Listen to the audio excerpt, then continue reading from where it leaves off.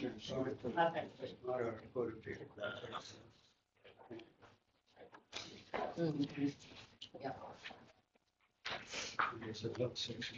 Not real sure of that. All right, looks like it is time. Call this meeting to order. Start with the roll call. Member Perkins? Here. Member Armstrong? Here. Chairman Williams? Here. Member Patterson? Here. And Councilmember Noel? Here. Mr. Chairman, we have a quorum, all members are present. All right, the next item will be the approval of the agenda. Are there anything? Looks like there's no, it's just us here tonight. I don't think there's anything extra. Ted inadvertently showed up, but, so we will entertain a motion to, Make a motion. we have a motion? Got a second? All in favor? All right, motion passes. Next is the approval of the minutes from the prior meeting. They're not here, did I send them to you? I don't think so. But if you want to send it to me tomorrow, that's fine. I will, but Or, we need to get, probably, there wasn't anything on these that needed to be approved, because we were just talking about the bylaws, so we can just defer these, there's not an action item that, the time starts on. Okay. We'll just defer those until the next meeting. Okay, so we will defer those, the approval of the minutes. I don't think we need to vote on it. Thank you. Approval of the training hours from last month. So we got our hour of training. Ginger went a little bit over, so do we get 2 hours? I don't know if I'm all it goes by for it. 1.25 or. We round up, right? So we will entertain a motion to approve our training I'll hour. make a motion. Got a motion second? Second. Got a second? All in favor? Aye. Right. I don't think there are any constituents, but does anyone want to say anything? All right. Old business, there's none. Now new business, it's the review of the proposed amendment to our bylaws. And I gave you a hard copy of the clean version of it because it was with all the strikes and the italicized. It might have been more difficult to read.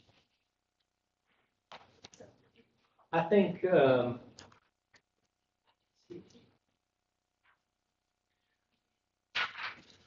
all of this, when I glanced and saw all looked fine to me. I didn't really have any questions except for there was one thing that I saw that, and that's Article 3. I guess it was in the prior Article 3, and it was number 3. Article 3 was, oh, I'm sorry. It says Article 3 meetings was taken out. It's Article 5 meetings. Okay. There was a section in there for special meetings, maybe, it says may be called by the chairperson, but I know the history that I've been the chairperson, I have never called a meeting, but there have been need for a special called meeting outside of the normal meeting time. Okay.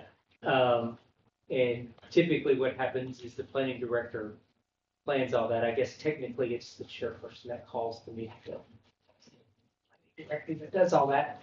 Yes. But I'm curious, is there anywhere, if there ever is a need for a special called meeting for you or me or someone to have a special called meeting, or if that is removed from this language, can we never have a special called meeting again? No. Let's see. I mean, and I can reword or I can look at what the original one. Yeah, special meetings may be called by the chairperson. Oh, it does say edit consolidate with number 1. I didn't read. Oh, yes. Special meetings may be called by the chairperson. The notice of special meetings shall specify the Okay. All right. purpose. That was my only question, and Oh, I didn't see that little footnote that said that it was consolidated to one, so, I thought I had put it in there. Look, I know the one thing that I did put in there, which is related to conflicts. And let's see, what is that? And I think it was at the beginning here. Uh, Under Article 4, or the new Article 4, which is the conduct of the board members, on conflicts of interest. There, well, for direct conflicts of interest, that's where the member has to recuse himself. But indirect, the member is supposed to at least just let the board know. And I didn't put that in there, but I was at a BZA meeting last night at Ward Trace, and we were discussing indirect. So I could insert that in there. I just didn't put it in this one because I was thinking, direct ones are the ones where you have to recuse, but I never thought about the indirect one. But in the examples that I looked at for different jurisdictions, indirect was placed in there as a, because you don't have to recuse yourself, but it might be important to at So- least. one of the things it says here again, I don't know on the cleaned up version, but somewhere I saw on the old where it said that, we go by Robert's Rules of Order. Yes. And according to Robert's Rules of Order, it says, addresses conflicts of interest by encouraging members to abstain from voting when they have a direct personal or pecuniary interest in the matter that is not shared to other members. While abstention is recommended, no member can be forced to abstain. Okay. So that's on any conflict of interest. Okay. Okay. So again, if we say we go by Robert's Rules of Order, can we put something in the bylaws that goes against? Yeah. Goes against that. Oh, and I don't know if they're meaning, because usually if you have a direct economic benefit to something, you're supposed to not just abstain, but recuse yourself, at least with ethics. So then I don't know what the relationship might be for. What we had always been told and is that you, again, if you have a conflict, you should state your conflict. Yes. And also make a statement, like, because I had a conflict once, and what I said was, I had a conflict, I don't even remember what it was, but have a conflict of interest with this. But due to that conflict, it will not cloud my judgment in this Yes. meeting. Yes. However, just to remove any sense of impropriety, I will be entertaining with the discussion on this, but I will abstain from voting. So it sounded like it was more of an indirect, where you weren't financially or economically benefiting. I'm trying to remember exactly what it was.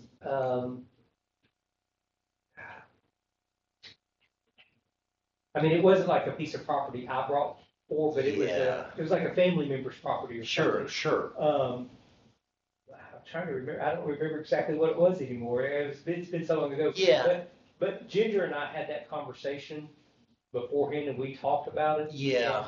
And again, I'm not saying I'm questioning whether saying you can't, because that goes against Robert's Rules of Order, is that violating our own bylaws? Yeah, and and I can actually put, because I didn't, I'm not familiar, I'm not a master of Robert's Rules. And, but I can just basically, for conflicts of interest, just refer See back to Robert's Rules of Order. Yeah, basically refer back to that.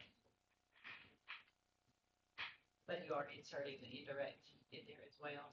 I don't think just you even need For it. direct, Yeah, and then refer to. I think if it's referred to in the Roberts Just refer rule, to that. Okay. yeah, just to go Does- back there so that to avoid any kind, because I did put in, at the very beginning that if there was any type of conflicts with other laws and ordinances, um, whatever it, let's see, how did I put it? Um, well, I put the state law and it doesn't necessarily refer to Robert's rules though, because, um, Final authority.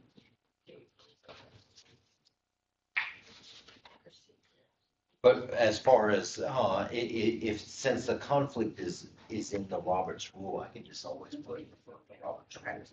I was only thinking, as I was doing this, I was thinking about how me as a new member on the BCA, not knowing what the, because sometimes you don't get the education till you're well into it, and then you're kind of figuring out as you go along, and that's what I was thinking of these bylaws as kind of helping to supplement it. And especially since there was that ordinance that there was a little bit of a chaotic time period, and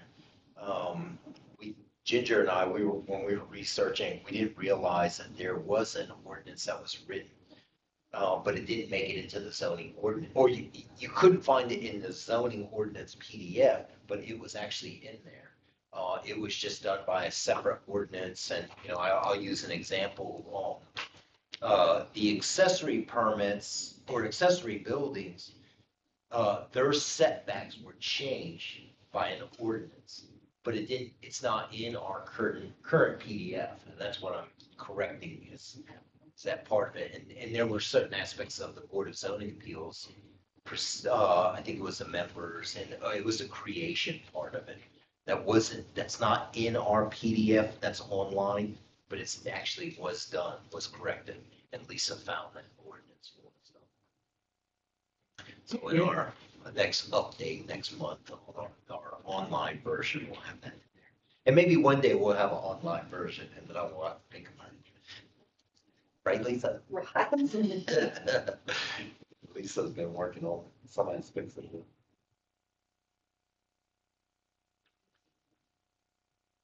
Got a question for you, 2.3.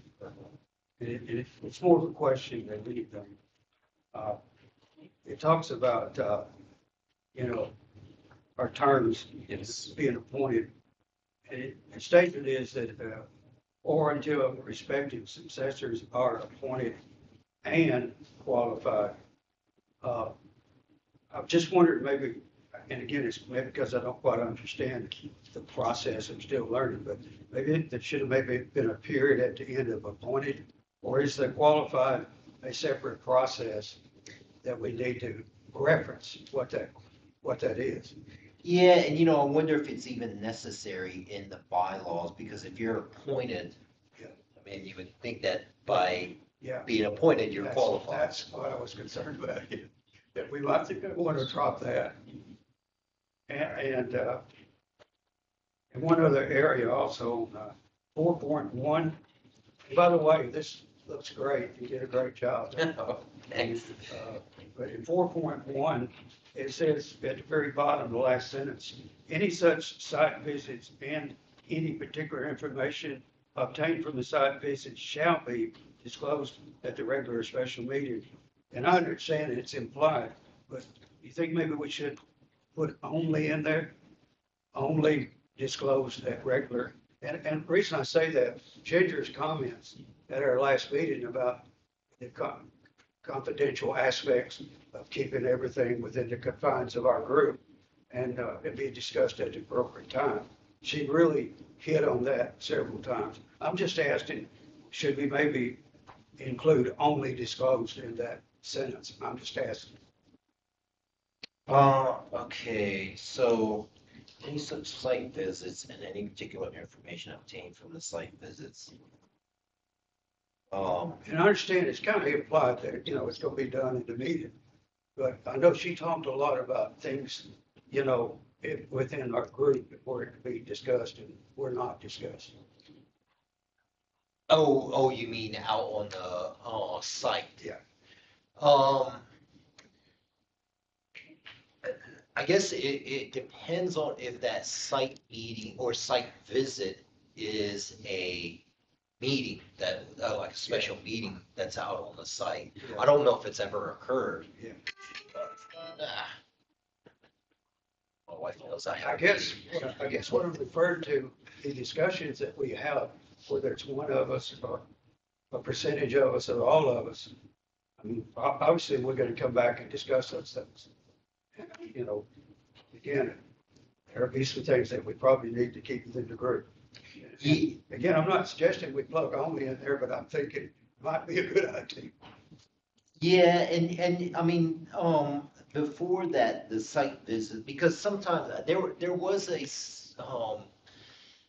example, and I didn't put it in here, but I was thinking about it, but I didn't put it in there, but, for site visits, there's no deliberations. Right. And there was another, comment too within it, if I understand you correctly, that accidental, you're bumping into somebody, you're not, there's no, as long as there's no deliberations at that meeting, unless it's specifically set up like that. And we can certainly, ask that of Ginger as well.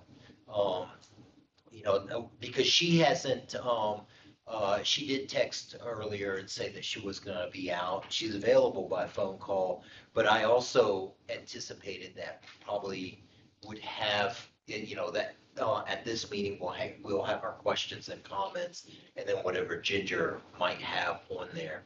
And then in the next meeting, it can be refined a little bit more, So so. I had great job.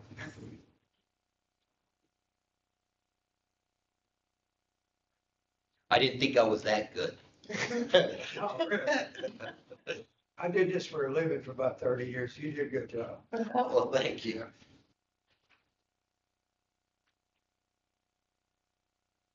Yeah, because I'm on the Ward Trace Board of Zoning Appeals and dealing with similar type of thing, and in the past, had the same type of things where things were not spelled out carefully, and it's, and you're having to scratch your head through the whole meeting and stuff, so. It takes multiple drafts, many drafts. Yes.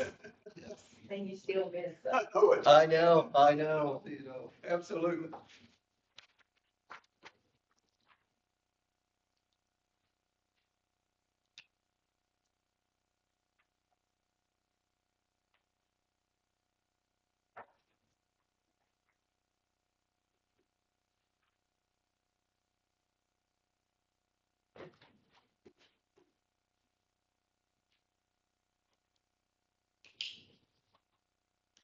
Yeah, and I also wanted to point out, and I don't know, if it made sense or not, but in the, let's see.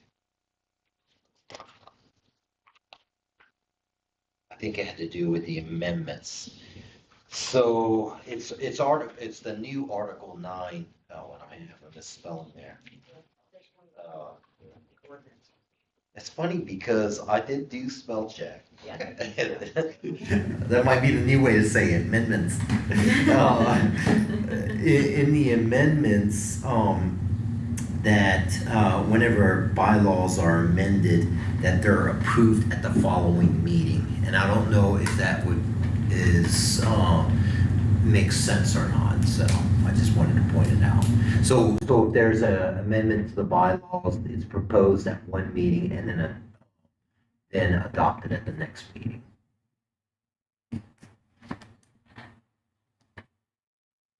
Where is that? In what part? What section? It's in the Article 9, or the new Article 9, 9. These bylaws shall be amended only by majority of the voting members of the board at a regular or special meeting. Motions for amendments shall be presented only at a regular or special meeting of the board and voted on at the following scheduled regular or special meeting. Yeah. Okay.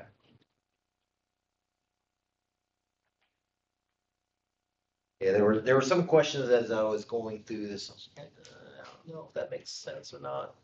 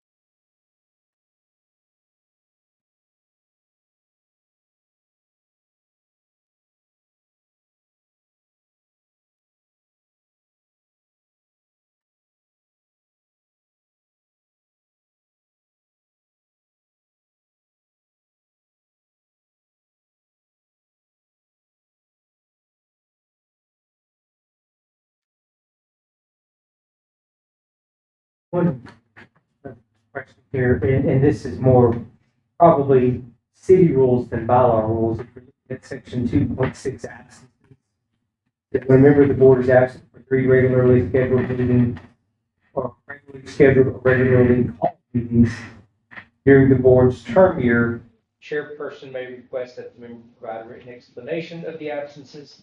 The absence of 4 that the absence of 4 unexplained absences, that doesn't make sense to me, may result in removal from the board.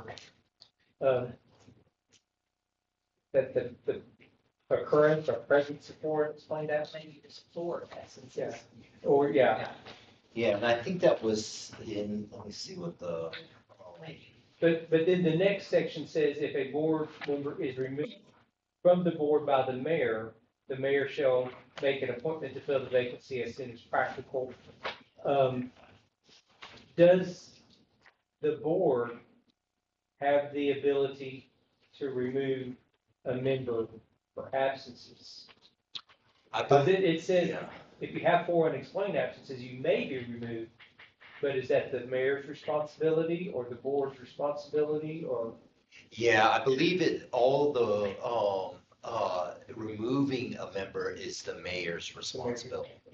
And it's confirmed by the council, city council for that. It's in the charter or whatever. Yeah, and I think that came from, It says it in 2.7, it's removed the board by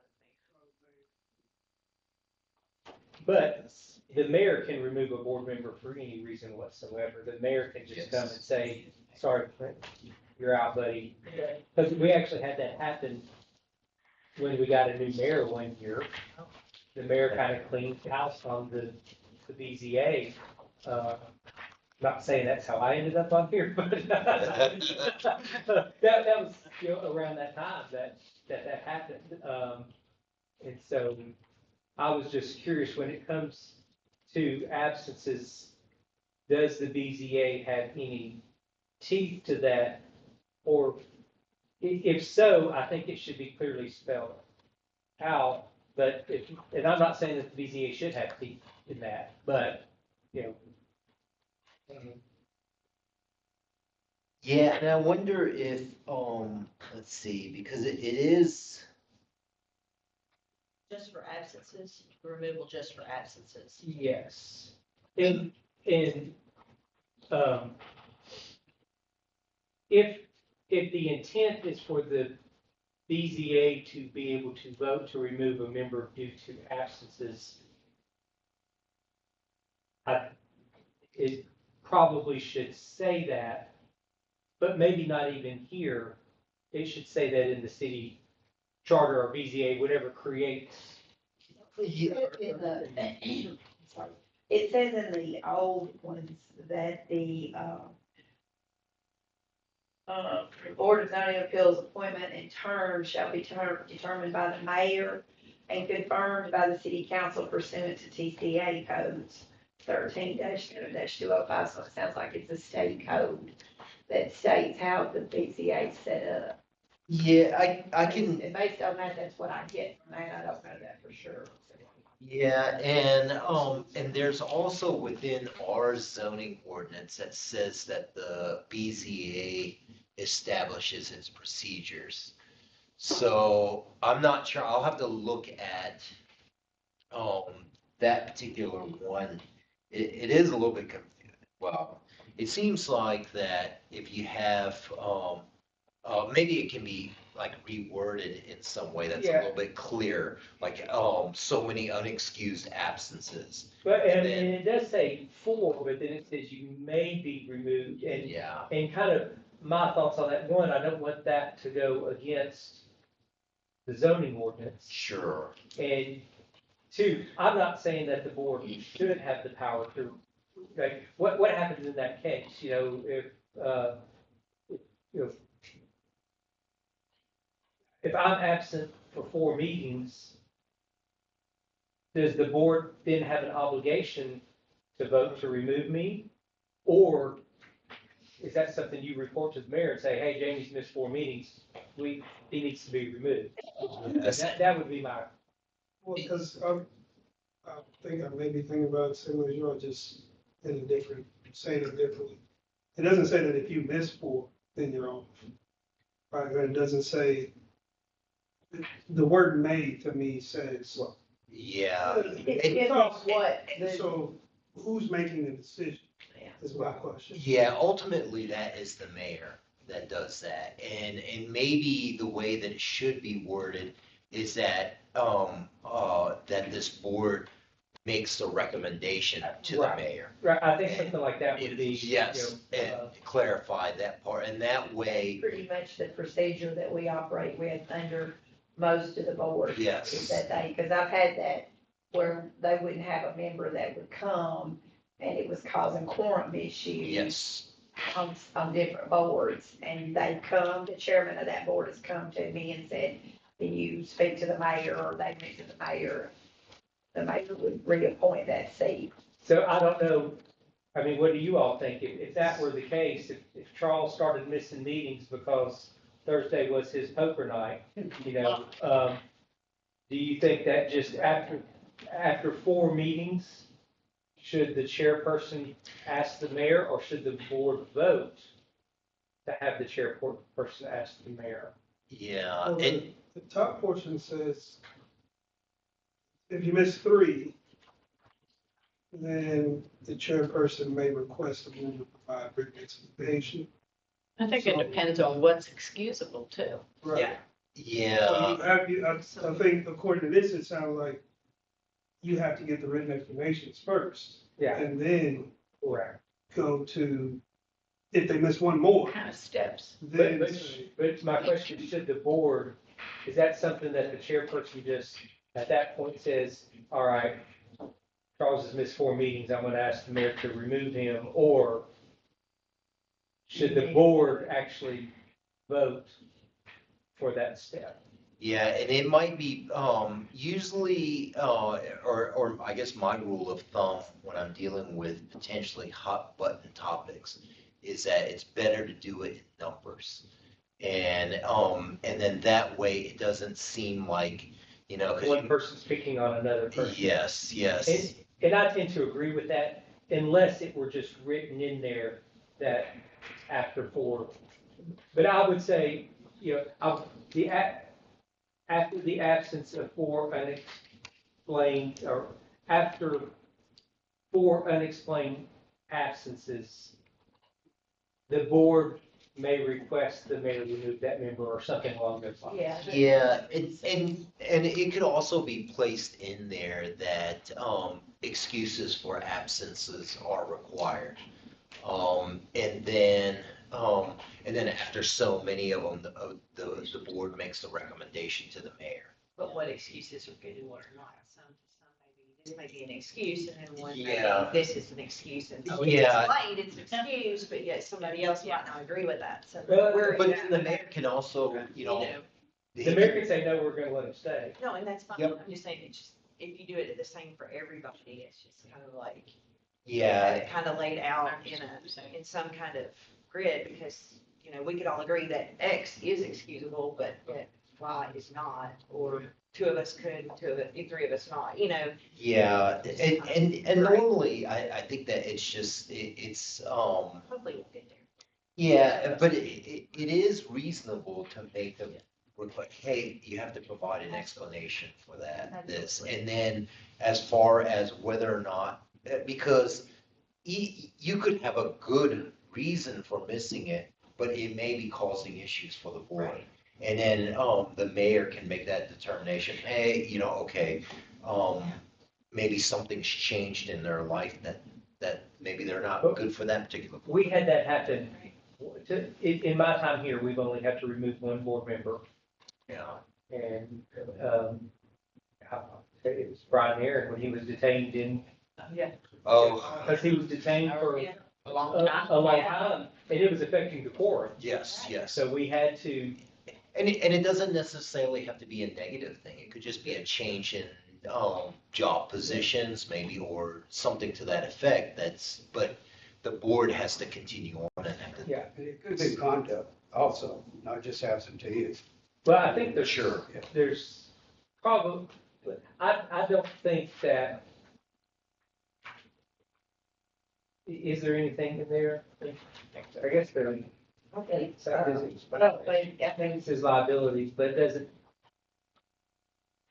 Yeah, and and I'm sure that there's other rules and regulations, elsewhere, either in the state or in our code, that can also, you know, provide, because there's a section somewhere in here that I wrote that, you know, the board is supposed to act within the spirit of the zoning ordinance and the regulations. And I'm sure that there's, you know, whether it's, ethics somewhere within our code or something that can also help. I mean, it is a volunteer board, so. I just think that section on absences Sure.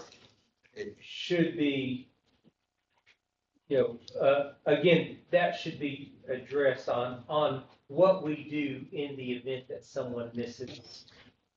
or Yes, misses. I can simplify it and then also just, make it a little bit more straightforward. Recommendation to the mayor. And I think, you know, I was kind of thinking the same thing that you were about conduct, but it kind of appears that according to the bylaws that we've had for a long time, that absences, it almost seems like this board cannot remove members because you serve at the pleasure of the mayor. So only the mayor can remove. So I would think if that were the case, if it were a conduct situation, whoever the city employee is should go to the mayor and say, hey, Yes. we're having trouble with Betsy. That's right. You're out there. Troublemaker. But then at the end of the day, that's all at the mayor's discretion. Yes, yes. I don't think we have the ability to actually remove someone that the mayor appointed. No, Yes. I don't know.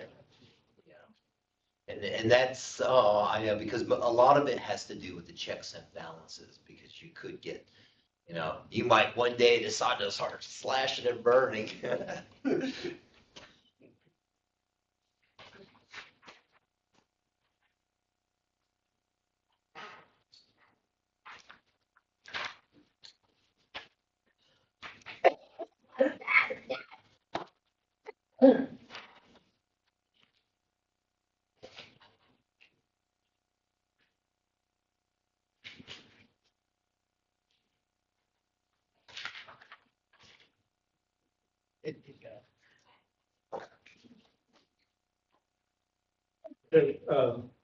back to the conflict of interest, again, I think that should just be said to,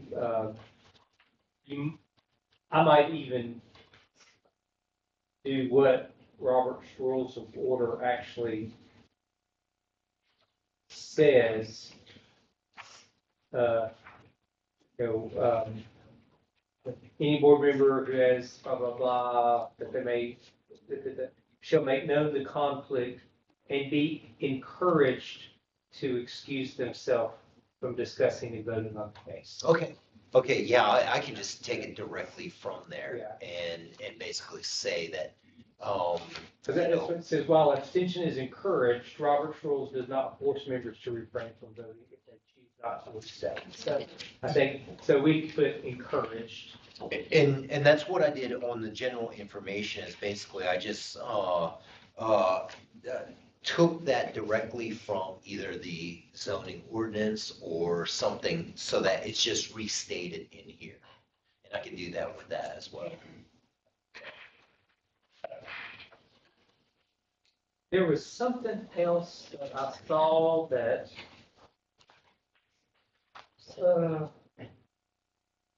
it was noted that it was something that we could not change or do in the bylaws. Yeah, it's on your notes on page 2 of 10, where the ones that has your notes on it. In the stricken version. The stricken version, yeah. Yeah. And it says, my recommendation would be for the BZA to recommend to both the planning commission and the mayor and council to amend the zoning ordinance to include a new section, either Article 1 or Article 7, that sets out BZA creation and membership. I guess because that section, the structure isn't. Yes, because what I noticed was that in our, in the zoning ordinance, there is a section that says terms and it's blank. So what I was thinking was that it would just mirror whatever is in the bylaws already. And that just, I think that at the time, maybe the bylaws weren't available for So whatever we need to reason. do this first before, and approve this before we can request that the BZA and council mirror what we did. Let's see.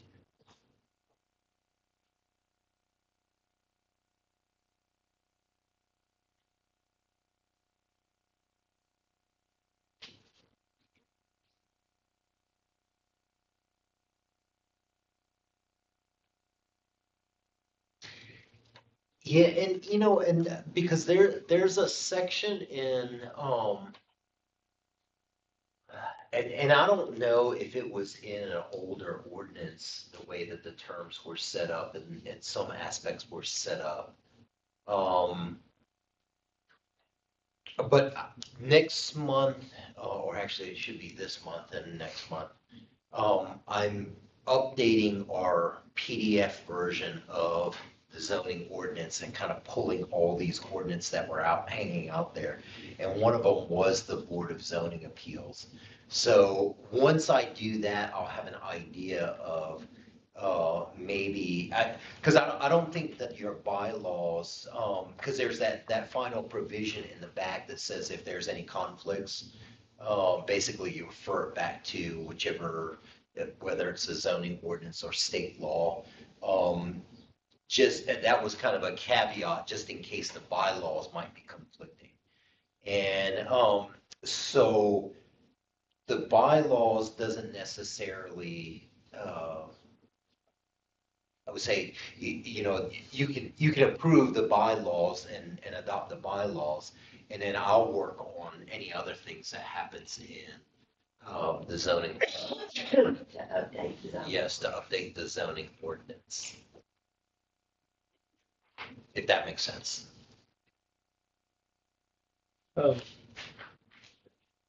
Because ultimately, your zoning ordinance, is gonna supersede any authority in the bylaws. Look at section 7.4, public comment, on the bottom of page 6 and top of page 7.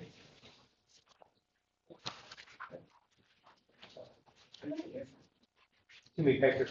Chairman, will open the floor to the public comment. Yeah, so it says there, just like the second or third sentence at the top of page 7, for each speaker for the application, the secretary shall select a speaker against and continue in this manner until the public comment period has expired. Yes. What if you want something, a special exception, but there are 5 people speaking against, there's no one to speak for? That's not the way public comment works. You have to have, equal period for both views. Okay. So it'll need to state that something along those lines, because in the public comment section, you have 15 minutes. And when they sign up, they have to sign up what they're commenting about. After the first person comments, then I would ask, does anyone who's signed up have an opposing view? And if they do, they would go to the next speaker, instead of letting the other that we're all against speak and run out of Well, I time. mean, that's what this says, but, well, we're contradicting ourselves a little bit if you have to give equal time and everyone gets 3 minutes and there's only 15 minutes, then you're gonna have 3 against and 2 for, Yeah. or vice versa. But the chairman or the mayor always has the option to extend that time period, and we have had that where we extended it by 3 minutes to allow for Okay, equal. so, So I should reword it to but say what- that there's equal number. but what if there's no one to speak for? Did we allow all 5 people to speak against? I think so. And I can word it that way. If there are no opposing views, then, they basically will continue on until Yeah, the time. I think, expires. because that kind of, if it's Yeah. in there, we gotta do it that way, kind of. Yeah, I wasn't even, and I couldn't remember exactly how it was at the council level, and I was like, I think it's this way, but. It does say on here, the board may approve more time for public comment.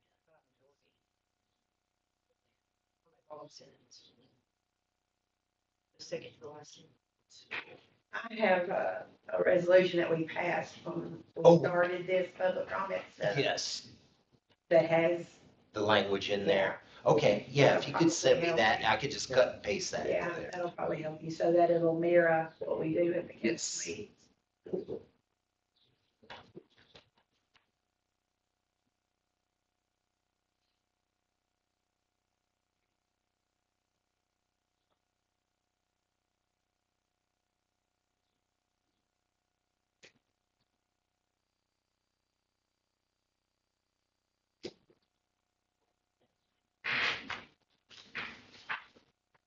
It doesn't limit though to 5 speakers. You could have somebody come up that only wants to speak a minute. Yeah. I mean, it could be, okay.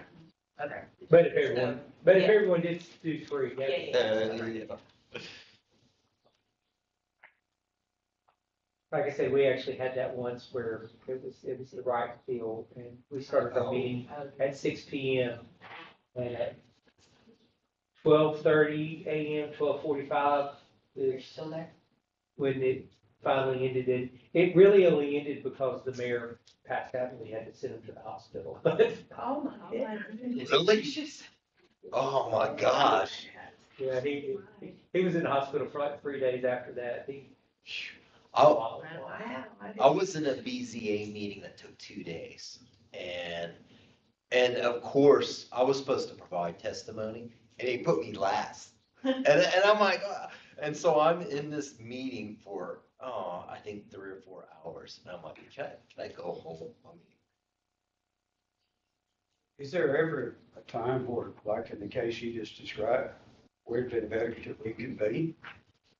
I mean, after you go so long, tempers certainly are not gonna be as good as they were. Well, one of the problems is both sides had paid experts that were on the clock. Oh, And, so that wasn't all public comment, that was, yeah. but then after every expert, then there was more public comment, and Yeah. then, Yeah, I wonder if in some cases it can anticipate that to do a 2-day meeting, yeah, essentially. that probably should have Maybe been we should build that in. anticipated. We have the right to reconvene. And I think there was I saw something. Yep, there's something in there for that. Basically that you can, continuation of a meeting. And again, also, that's another thing too, with Robert's Rules of Order, all we need is a motion to adjourn, and we have to address them. You always have to address a motion to adjourn, regardless of the time. Now, you might get run out of the room, but we have to back exit if we keep. The exit's a little bit closer. Yeah. So, I'm assuming, since part of the bylaws, we present the bylaws, and then the next month we have to vote on it. Since we have made a couple of recommendations and suggestions for changes, Yes. next month, we will be presented the bylaws, Yes. and then the following month actually vote on them. Or is However, this considered the presentation of them? well, however you feel is comfortable, I mean, we can do it that way. I mean, my thoughts is, if we got. I was just thinking, am I gonna be here? Because I've got a period of time when let me just make sure. I'm leaving the next day for Hawaii, so if I got to pack, so we can't go over that night. Yeah. Get copies beforehand. Well, I was gonna Yeah, say, thank you. like, as long as we get the copies like a week beforehand, Yeah. give us a Yep. week. I'm fine with Yeah. considering this the proposal, just with a few tweaks that we're doing, and then, we can vote on it next time. The big red dot. Yeah. He said there was an update on the, software, so he was trying to play around, see what all we would do. So, Kate, operating it for. I think there wasn't a lot of significant changes, so I think, Yeah. it'd be fine to present it as long as everybody had a chance to look over it. Okay, Comfortable, okay. we could vote on it at the next meeting. What if we had questions, like you send it out end of the week prior, and we can just send it back, reply all, and we can kind of discuss it in the email form, or no, you cannot? Can you? No, It has to be discussed that night. Yeah. Actually discussed Yeah, that. And and you can send it back to Tom and Yeah. and say, make your suggestions to him. Just directly. Then he will have to Okay. present that to the Yeah. whole Okay, board then you would send for it them out. to discuss it. yeah, if you had I just want to make questions, sure I did it right. yeah, you could just email me and, Okay. so, yeah. Yeah, because that's considered ex parte communication. I just want to make sure that if I have a question, or if you, like, you see something, that you just send it directly. Yeah. Okay. Or to Lisa, I didn't know which one. Yeah, I always, It's yeah. Tom's baby, Yeah, Lisa's like, I have too many. Yeah, I mean, we do that regularly with the ordinances as well. Any other questions, comments, concerns? Any other business? No other business. Now, where are you going? I am going to Korea, South Korea, not North. Let's see, I guess it's, May 30th is when I leave. Okay. And, I'll be back, I can't remember, I think June 11th. Don't take But vacation during that time, because Tom keeps me busy, so. I'll slip off while he's off. yeah, and, yeah, my wife's daughter, just had a baby, and we're supposed to do the 100-day celebration. Of course, I'm going over there to, go see the sights too. I'll see the baby. I wanted to take the baby with us, and, Julie's like, no, they have a different culture there, and you can't take the baby out for a certain number of days. I mean, 100 days, that's. Yeah, I think we'd be past 100 days. How long is that flight? It's 15, total, 20 hours? it's total 20 hours, but Wow. my wife and I, we were looking at flights, and there was a direct flight. We're like, oh, but we kind of just thought about it. And then a week later, that flight turned into a layover. And so we'll be in Calgary, I think because we took, some Canadian flight airlines in. We'll be in Calgary for, I think, it's a pretty good time, might be a day. And I thought, oh, well, I've never been to Calgary either, so, and then the next time around, so it makes it a little bit easier because you get to go to Calgary, rest for a little bit, and go 14 hours. You're flying into Seoul. Yes, yes. Like our wife, we leave Nashville and go to Phoenix, but we only have 2 hours in Phoenix, so. That's enough. Yeah, they're talking about all these different areas that they're negotiating for direct flights out of Nashville. I mean, it's nuts what the growth that Nashville is having, or You know, DNA. I fly about 4 to 6 times a year somewhere, if I'll work trips, and, well, except for one. But it seems like the past few years, I can't get a direct flight anywhere out of Nashville. Yeah. We always fly out of Charlotte. You know, we'll go from Nashville to Charlotte and then go wherever. And we got to go to New Orleans direct earlier this year, but a lot of their flights, they've just done away with. I feel like. Yeah, I know. Oh, I went to a growth meeting up in Murfreesboro, and the presentation was I don't know if he's considered a CEO or what his title is, but he's the airport director. And a lot of their direct flights, they're working on getting more and more direct flights. But they're having to negotiate it because he was telling us he's going to be over in the Netherlands, then he's going to go down to Mexico, and all of it's to negotiate for these direct flights. And DNA is becoming the hub of, basically the central part of the U.S. And it's kind of migrating down from Chicago. So I think they said Nashville is within like an 8-hour drive of 80% of the United States. Yeah. Yeah. Although Nashville is an 8-hour drive, so I don't know. I guess we would make a motion to adjourn. Oh, I'll make a motion. So moved, we are adjourned. Thank you very much. But that way you don't have to sit here and talk about the travel patterns at the beginning. I am going to Washington in August.